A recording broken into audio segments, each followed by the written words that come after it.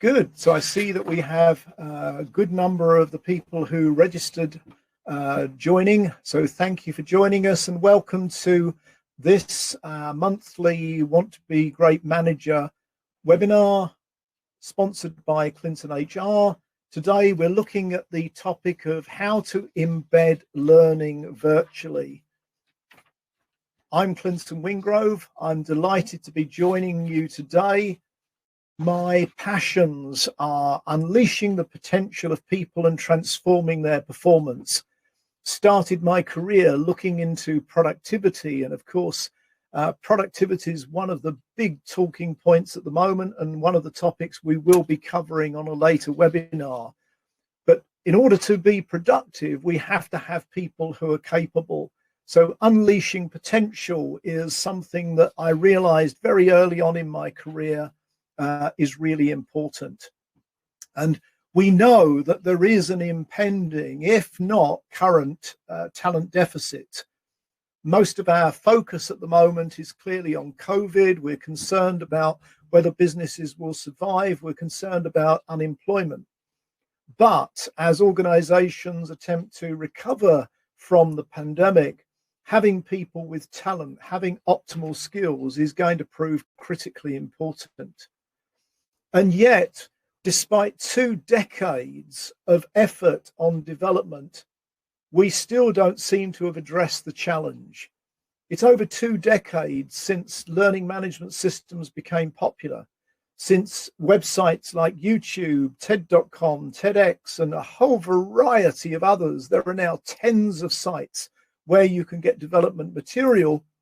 We're still talking about the challenge of capability. We're still in a situation, despite over 20 years of work on employee engagement, we're still in a situation in most companies where you're lucky to have something like 50% of your people actually producing the levels of productivity that were assumed when the pay grades, etc., were defined. And there are not going to be large budgets available. We are in a scenario where organizations are not going to be able to throw money at development. Organizations are already looking critically at how they're going to survive the pandemic. Liquid assets have been burnt through. I don't want to be depressive because despite all these things, there are things we can do. And one of my philosophies is we've got to stop blaming other people. We've got to stop making excuses. One of the roles of management is to cope with where we are, with what we've got. And in HR, I believe we have to drink the same Kool-Aid. We have to understand that if everything was perfect, if we didn't have problems, then actually we probably wouldn't need managers and we wouldn't need HR. So let's not blame COVID. If anything, COVID has increased attention. COVID is probably a reason why some organizations are going to fix some of the problems that we're going to be covering today. It's not the thing that we should be using as an excuse. We know as well that work was changing anyway. Some of the organizations that are surviving COVID the best are ones that had already responded to the challenges of remote working, already responded to the challenges of how do we upskill people if they're not coming together into workplace environments. We also can't blame L&D practices. L&D practices were changing as well. We've seen a consistent trend in the learning and development profession away from the more traditional approaches into the situation that we find ourselves now where virtual development is probably the primary means. So we can't actually blame that. We were heading on that route anyway. And one of the other things is, and we've known this for decades, we know that many of our talent management concepts, the way in which we manage talent pipelines, the way in which we manage development in general, they're past their use-by dates. We've been trying to refine and tweak. We probably have to have some major rethinks. And certainly that's, again, something where perhaps we can even use COVID as the reason that we do things rather than a negative that's actually causing us problems. So what I'd like to do is to share three things from my experience working internationally in the HR field. I've been working internationally in HR since 1988. And I'd like to share some of the thinking that I see right now, contemporary thinking, which I believe is not assisting us. It's not helping us with addressing this issue of how do we accelerate and upskill people in an increasingly noisy virtual world. Secondly, I want to break down then what we can do into two categories. Firstly, what are the urgent things? What are the things that we can do right now? What are the things that perhaps we even should be doing right now? And then thirdly, I want to take a step back.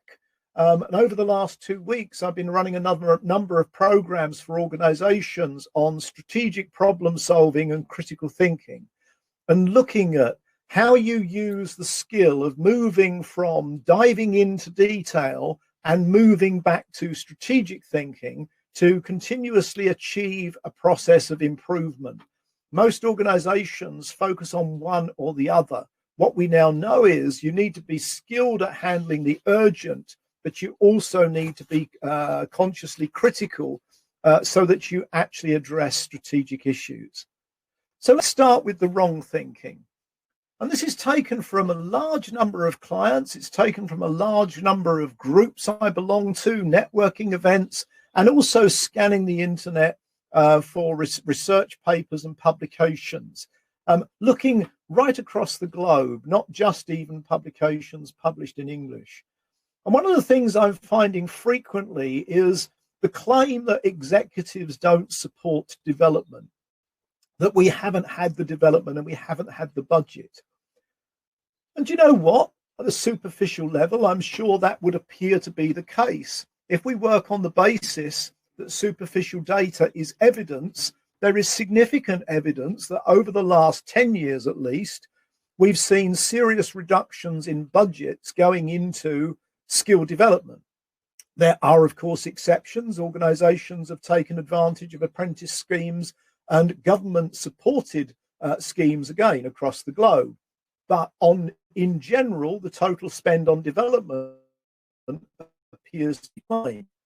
The problem is that's not looking at the evidence with a critical thinking mindset.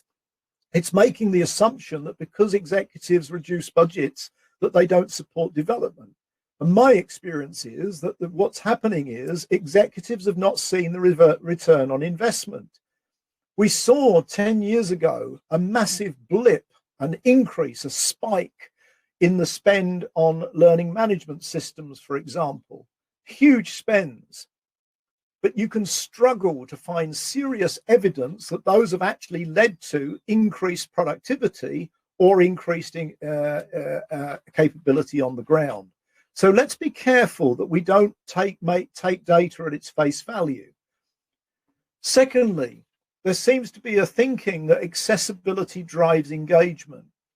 And those of you who attended the webinar that we ran on Want to Be Great, which I'll refer to again later, will know that this is one of my pet peeves. We've seen huge investments, huge publicity in access this material online. And as I said, we've got YouTube, we've got TED.com, TEDx, and a raft of others. So there's tens and tens of the sites now that provide free development. And what we know is it has actually not driven engagement in development activity, or it's not driven engagement in development practice. What we've got is lots of people who know lots of things. That's quite different to having people who are skilled in doing things. And if we're going to drive up development, if we're going to increase productivity, if we're going to increase employee engagement, we want changed behavior, not merely changed knowledge. If accessibility drove development, we'd all be fit and healthy, or at least those of us in the Western or the developing countries. And that takes me to the point of technology. I first got into HR through a very powerful learning experience. I led the design of computer processes and systems for a multinational company's distribution center. And when we put in the technology, it actually did everything we wanted it to do. We didn't, though, get the level of return on investment that we expected. And long story short, research showed we hadn't won the hearts and minds of the people. We hadn't got people wanting to use it and using it in the optimum way. Technology is an enabler. And in many organizations, a lot of the tools that are being used are not increasing productivity. They are not increasing development and skill levels. They are not increasing the rigor of data handling, and they're not increasing the quality of interpersonal relationships. And it's really difficult, having invested huge budgets in them, to step back and admit that that is the case. But that is the reality. And increasingly, we are finding organizations developing strategic plans to put in technology globally, and everybody will use it, and they will use it to do everything. And it's very, very rare that you'll find that a particular piece of technology or software, if it's brilliant at one thing, is brilliant at everything. And we've got to start being much more selective. It's wrong thinking to believe that technology driven by technologists solves most of our HR or our business productivity problems. And then one which is even more sensitive. I find increasingly when I'm working with senior executives in HR and senior HR professionals, but even more so when I'm working with executives in the line functions, there is a belief that everybody wants to develop. And I think, again, we need to apply critical thinking to what appears to be evidence for this. I'm absolutely confident that large percentages of people love watching videos on topics and new skills and things that they don't have. But it's a huge jump from seeing that lots of people want to watch videos to assuming that that same percentage of people are willing to invest the effort in the practice it requires to turn knowledge about a skill into reality. And again, on the Want to Be Great webinar that we ran a few months ago, I use that very flippant, but it's a very real metaphor of learning to ride a bicycle. You can watch a video as many times as you like, and you can describe to people how to ride a bicycle. But those of you who can ride a bicycle can probably, with a little effort, recall the amount of persistence that it took, the pain that you experienced before you became proficient at riding it. And I know people who've been cycling for decades who still don't feel confident going out cycling in heavy traffic. So to assume that everybody wants to develop from the fact that we know that if we give people access, they watch videos, is a gross assumption, and again needs critical scrutiny. The one that bothers me even more is that people know what they need. I have a background where for years I was actually a professional trainer, and then I ran a training department. And one of the most startling findings I made during that time was discovering that I had a number of extremely talented training professionals who, if you gave them someone who needed priority management training, problem solving training, training in using a system, communication skills training, or whatever, they could deliver it to perfection. But if I asked them to work with an individual to discover what that individual's actual training needs were, I frequently find that they found that very difficult. Even if they define the training need, and despite being training professionals, I found they often found it difficult to come up with the prescription. What is the actual solution? And over the years, I've learned that lots and lots of people don't know what they actually need. What are the skills that they need to develop? And for example, I've been working over the last year looking at the skills it takes to be successful in a strategic management or executive role. And through research, have identified a number of very discrete skills that are absolutely critical. Things like the ability to demonstrate empathy, things like the ability to become self-aware. And what I've discovered is that many people in senior positions and executive positions don't know that those are things that they need. So giving them access to material is exceedingly unlikely to solve the problem, because they don't know what to look for. They don't know which things to watch. And watching the things that had the most likes is not necessarily addressing your own need. And then the last one. There seems to be a belief that managers know how to support training, how to support learning.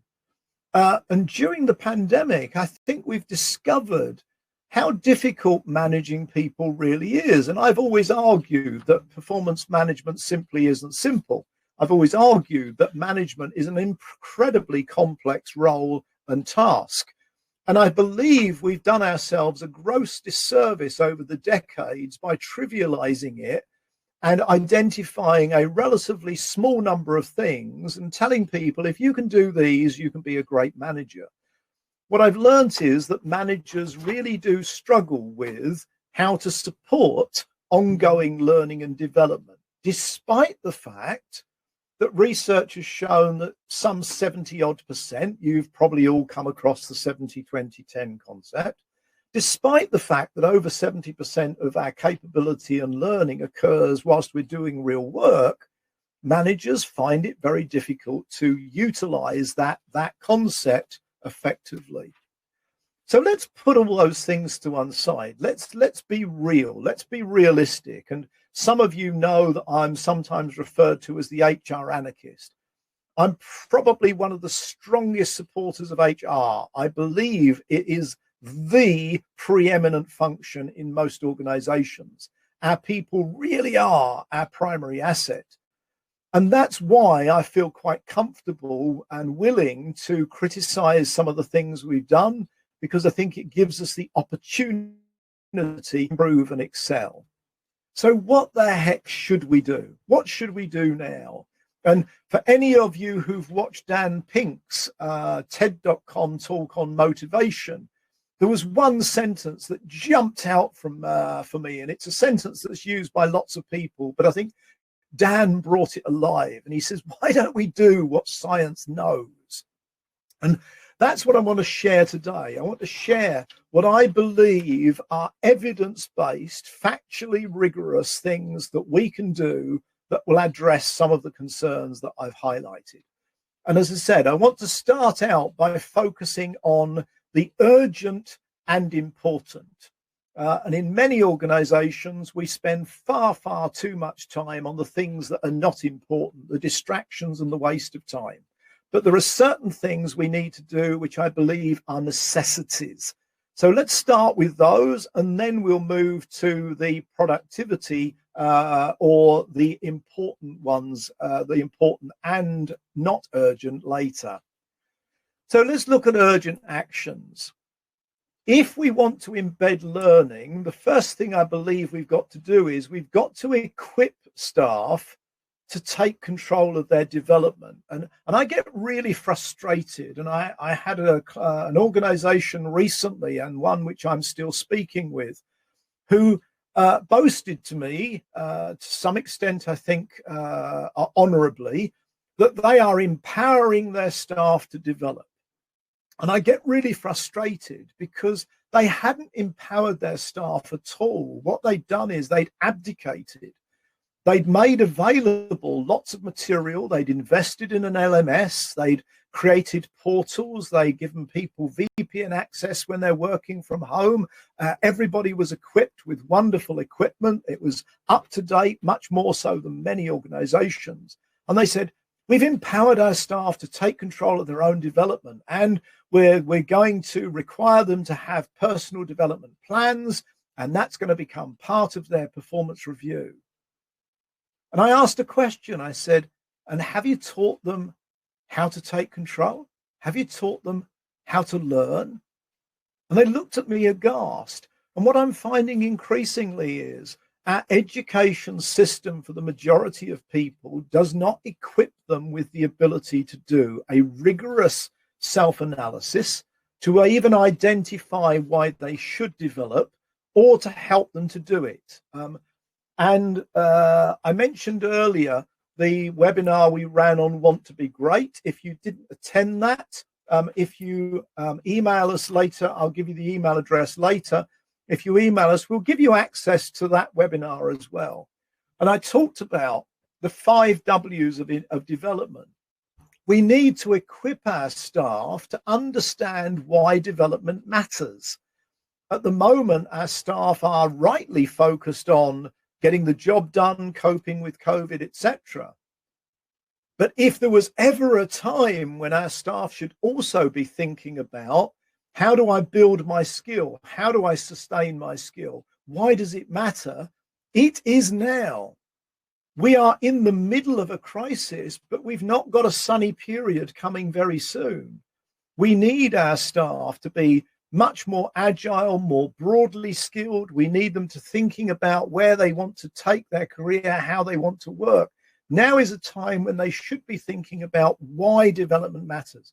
Unless our individual members of staff understand why it matters, then actually watching the videos is entertainment. It's not a serious learning event. And there's lots of things we can do to help them to do that. Secondly, we need to help our staff understand what good actually looks like. What does good look like? What does great look like? So what exactly are the skills they need to develop? That means, again, having that clarity around why. If they want to become a people manager, the things they need to learn are quite different to, do they want to become a top programmer? Do they want to become a top research scientist? Yeah. Do they want to be a project manager? Now, project management includes some people management, but it includes a lot of skills that the average people manager wouldn't need. So helping our staff to refine, helping them to identify, equipping them to take control so that they can identify what skills and knowledge they need.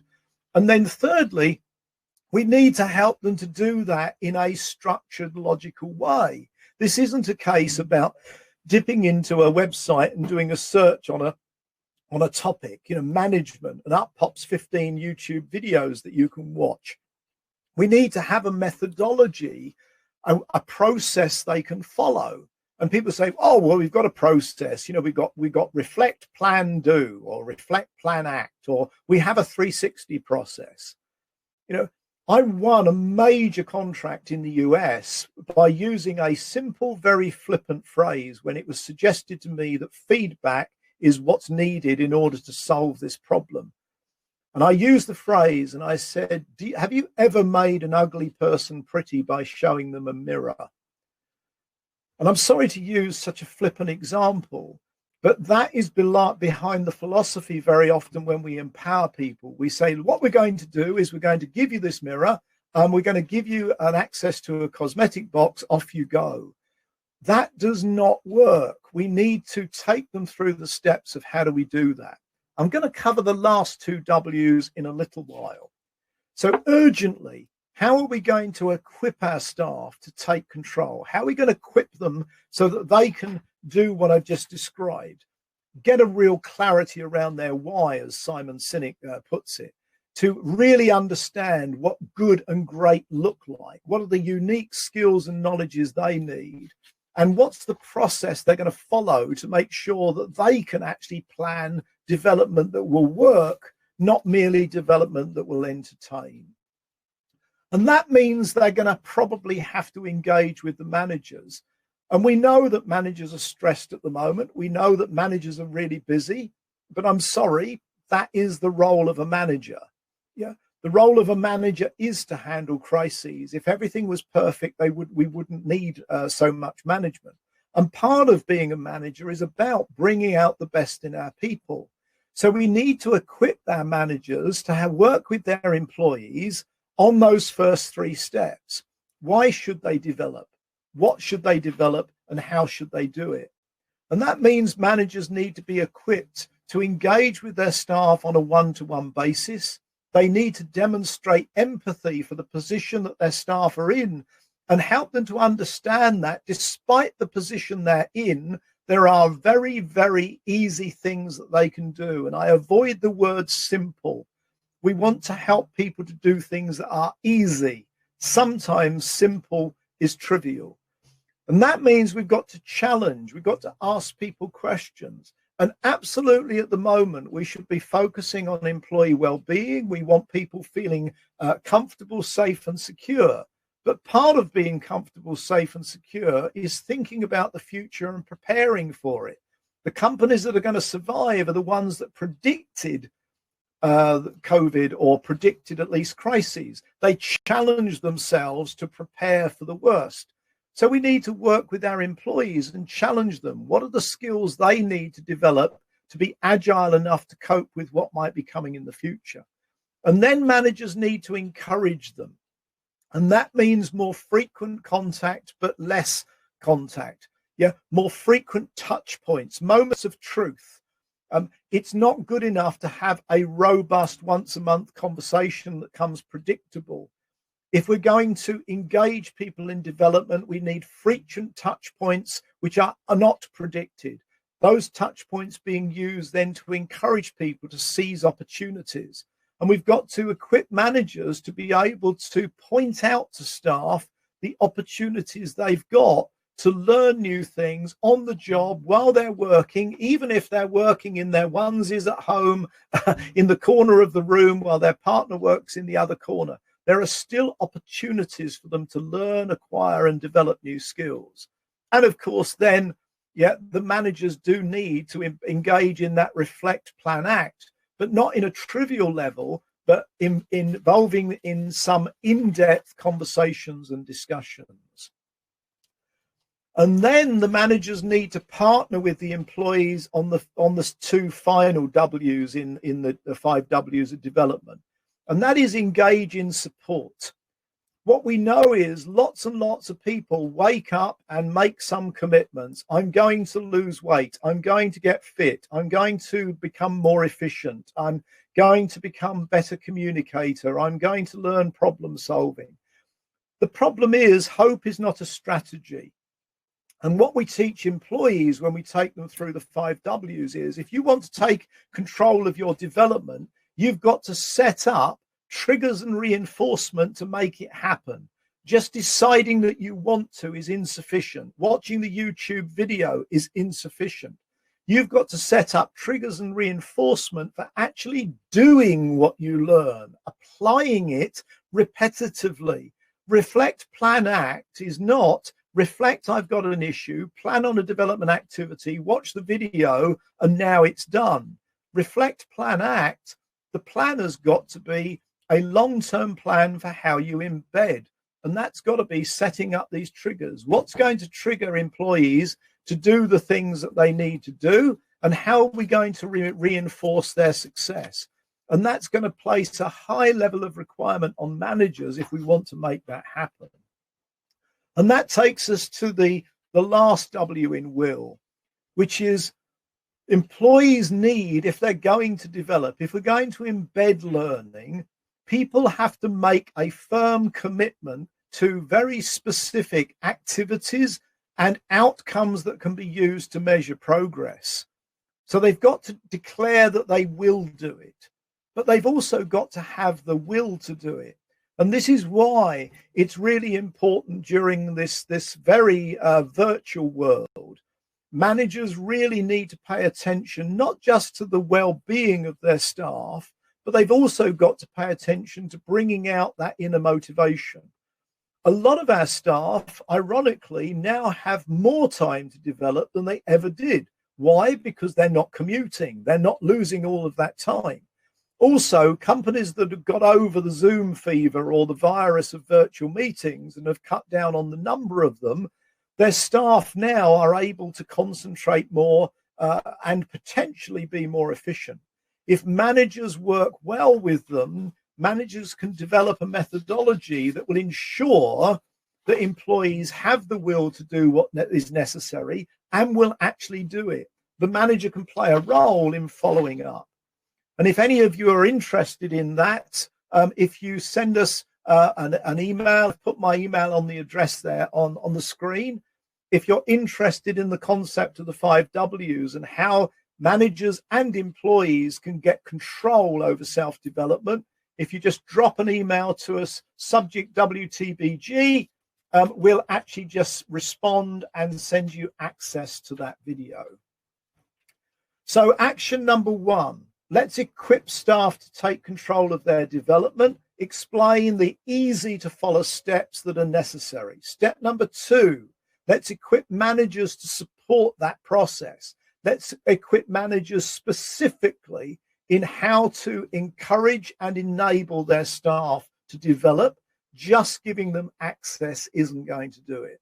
The third thing then is, I believe we've got to rethink the way in which we onboard. And again, some of you may not, you may already be there.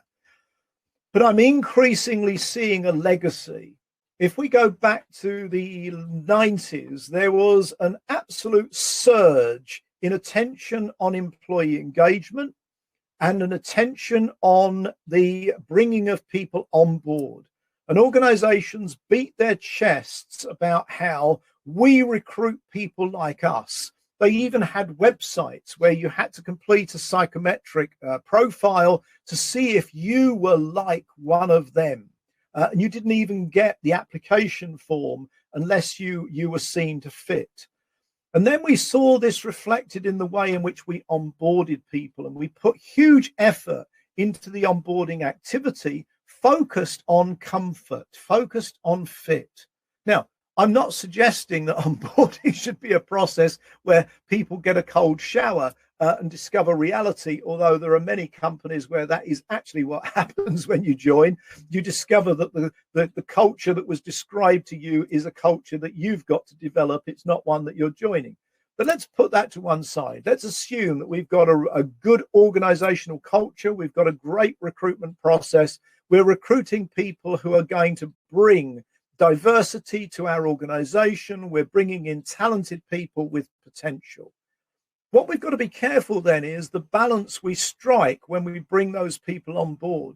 If we want to embed learning, if we want to establish a culture which is continuous learning, we've got to set that out at the beginning.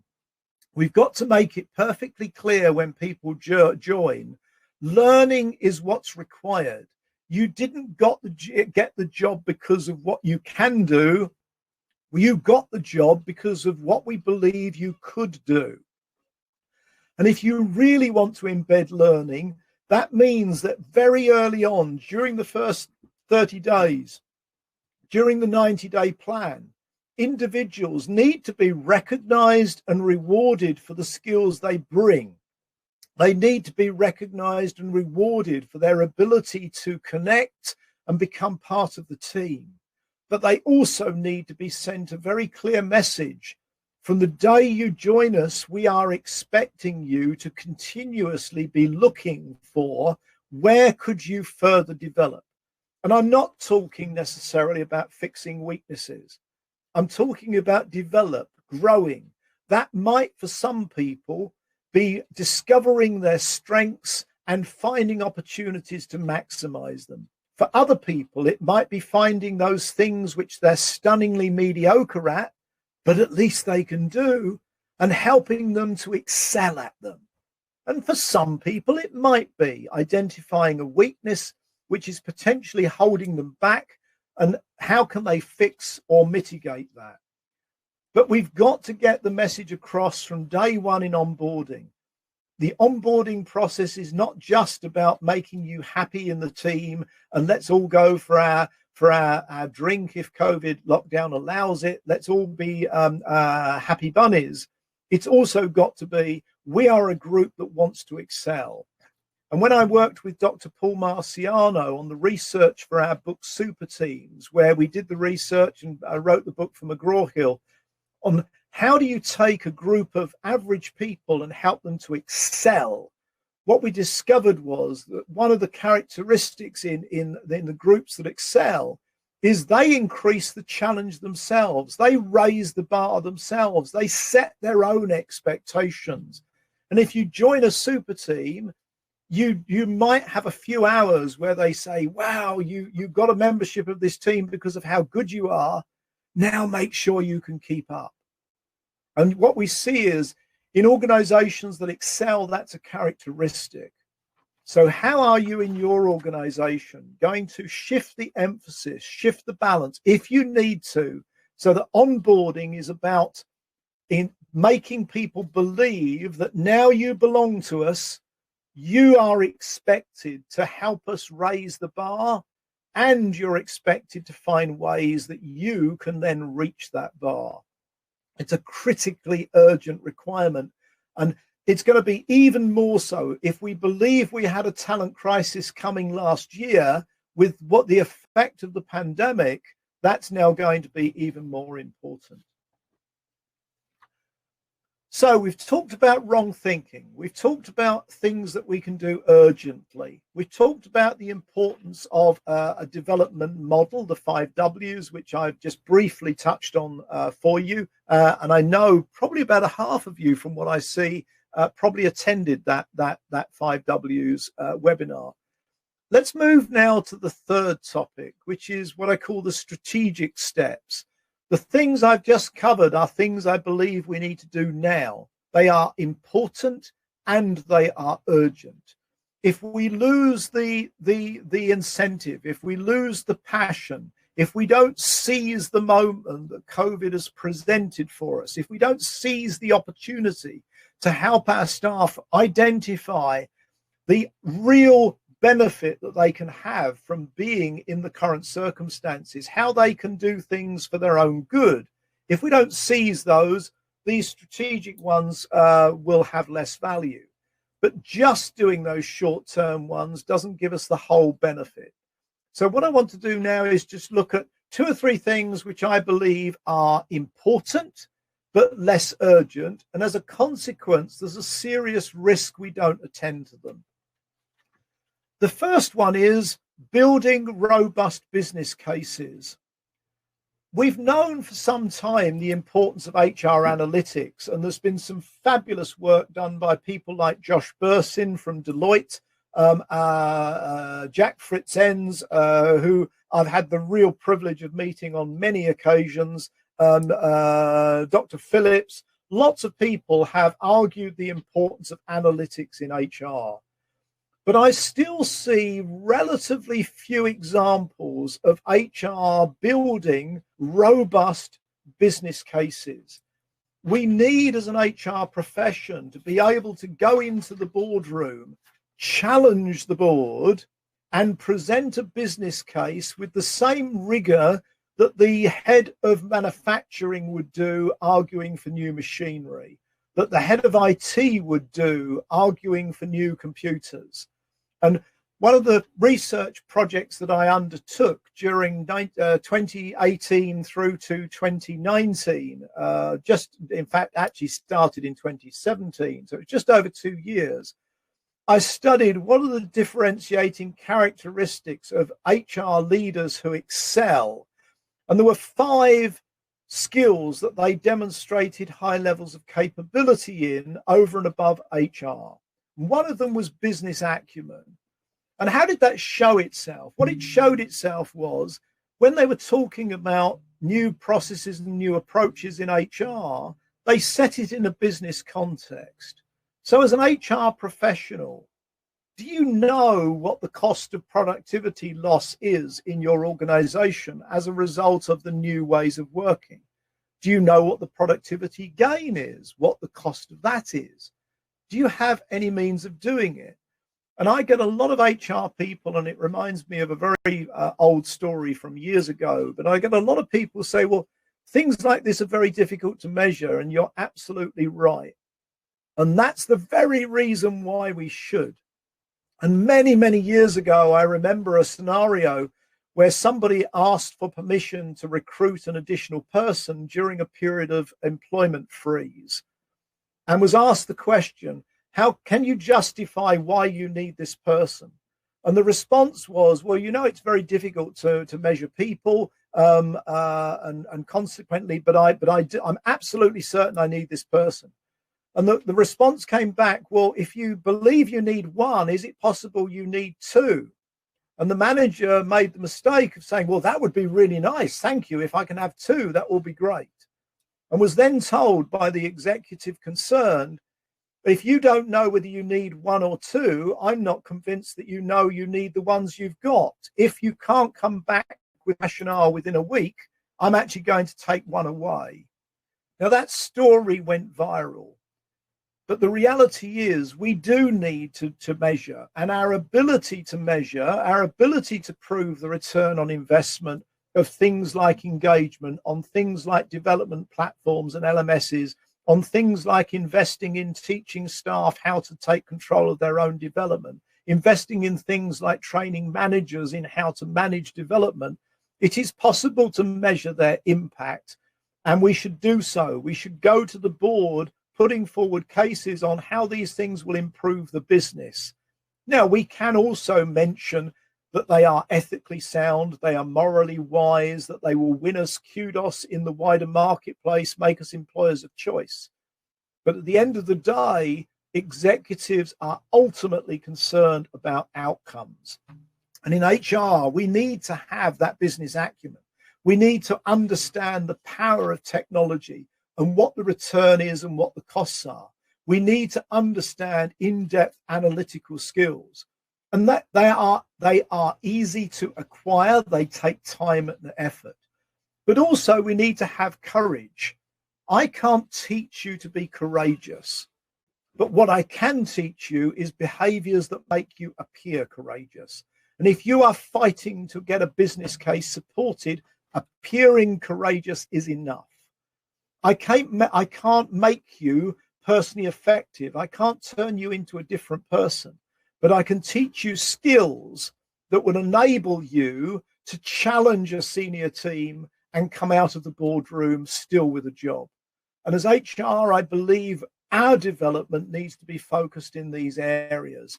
The people working for us and with us and around us, and our supporting vendors, law firms, etc., can do a lot of the HR specific work. If we're going to achieve a strategic impact, these 5 skills are critically important.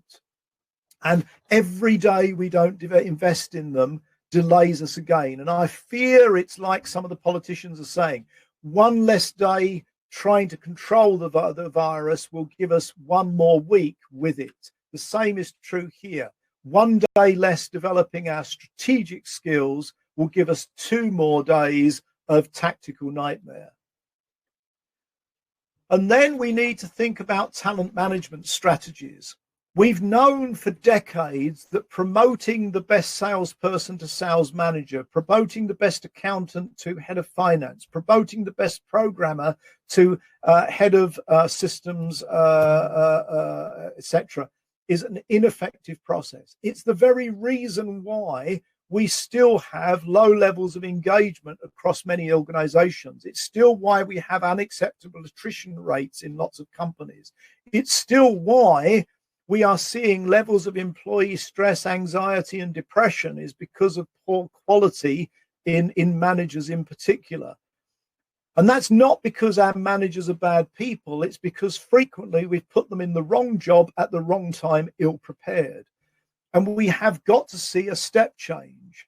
We now know that the single most significant differentiator of sustainably successful organizations is the caliber of its frontline management. We need to make sure that we develop people to be people managers before we give them the job. Giving them people should not be a reward for excelling at something else.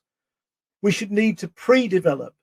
We should do as a number of organizations do, and unfortunately relatively small, select people, and part of that selection should include, do they have the commitment to personally develop in a way that will sustain their effectiveness?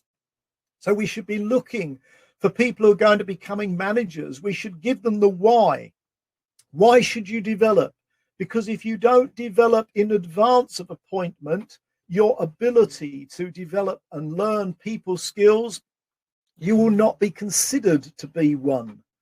And then having selected people, we need to have continuous professional development. And that does not mean abdicating and by saying, if you become a member of a Chartered Management Institute or Chartered member of CIPD or Personnel or SHRM or ASTD or any of those other organizations, empowering people by abdicating is not the answer. We should demand continuous professional development of our managers as an integral part of their role, not a bolt-on, not an opportunity. It should be something that we pay attention to. So making sure that we're putting people in based on capability and desire, not just on the fact that they can do a good tactical job. That, I believe, is one of the major strategic shifts that we in HR need to look at. Going along with that goes compensation and reward. I believe that the pandemic is already challenging and questioning what it is people work for. Why do they work? Why do they work? What do they see as a return? When we say we've recognized them, what is it they've noticed?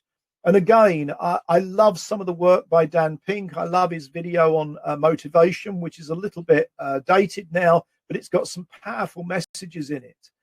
And we need to think about how do we compensate and reward people in ways other than financial, and sometimes it may be in addition. We should not be giving people as a reward for excellence at something else. It's a fundamentally flawed and I believe abusive strategy. And I choose my words very carefully. We need to have managers who are empathetic. We need to have managers who believe in getting things done through people because those people want to do those things. We need to have managers who become leaders because of the way they manage, not become leaders because they've read a textbook and they follow some trivial 7-point model. So we need to have compensation and reward strategies that give people a why to excel at what they do. If we have someone who's a brilliant programmer, let's find a way to capitalize on that talent and that skill without diluting it by giving them other people to manage and by avoiding them diluting the performance of other people because they don't want to be a manager and are not good at it. I did a survey and I found that over 50% of the managers I interviewed said that if they were honest, and I always thought that was an interesting comment, if I'm honest, I actually don't like being a manager. And there was 2 learning points there. Why do people have to say, if I was honest? Shouldn't the culture allow them to be honest in the first place?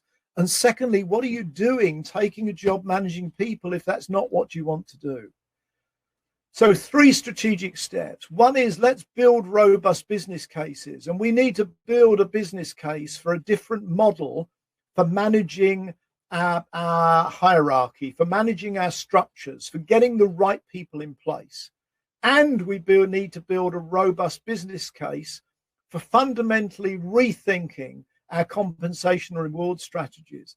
And if we're not careful at the moment, that is strategically important, but probably not urgent.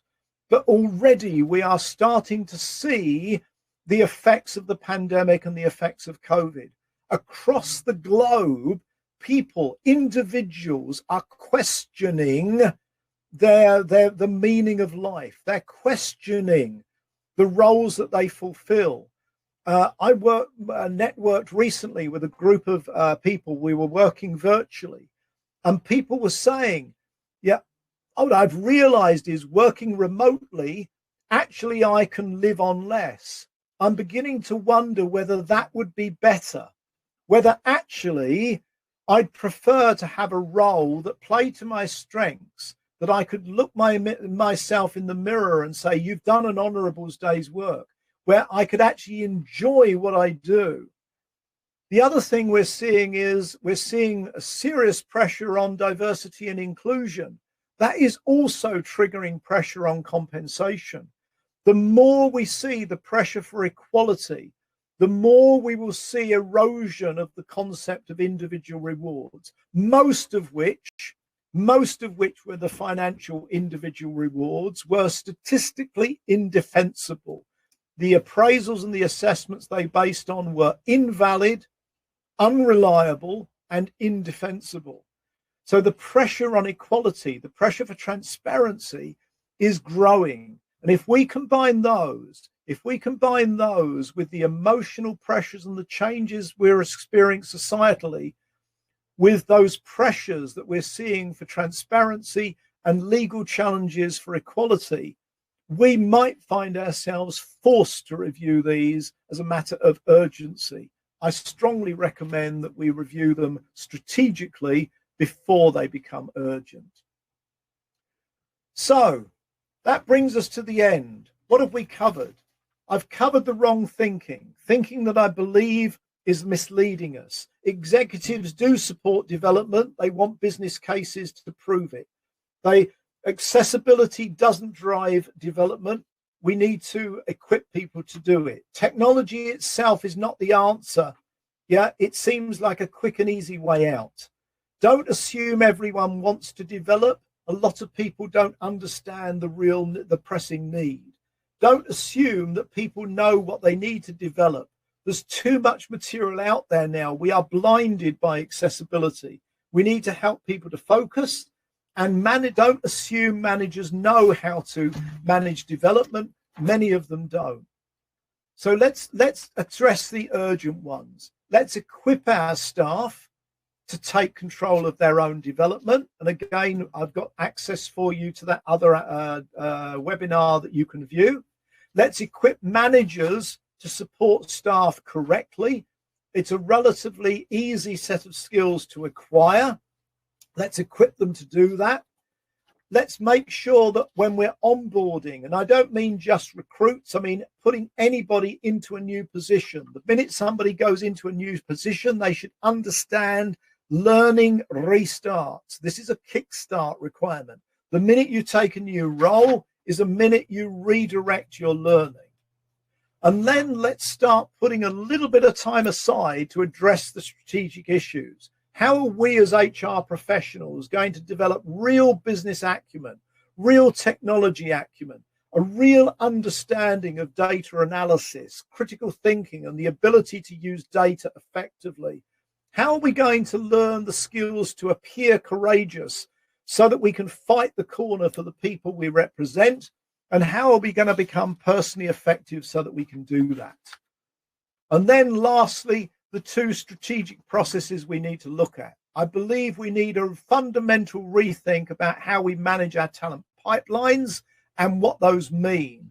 And I think we've got to stop rewarding people for great performance by giving them other people, which dilutes their own performance and damages the performance of those they manage. And I believe that before societal pressures and the legal issues arising from diversity and inclusion force us, I think we should start rethinking our broader strategy on compensation and reward, particularly diluting the emphasis that we put on individual one-to-one financial recompense. Thank you all for listening. It's been a real pleasure to be with you. We will be sending through to you an email with a copy of the slide deck. We will also give you access to a recording of the webinar if you want. And remember, if you want a copy of the What Wants to Be Great webinar, send an email, please, to me personally with the subject WTBG. Send that to Clinton@ClintonHR. We sponsored this webinar, and we will provide you access to that webinar as well. Thank you for your time. Stay safe, stay well. It's a privilege to be among HR professionals. I believe we are the preeminent function at the moment. I look forward to joining you next month. We'll be updating you on that topic very soon. Thank you, everyone.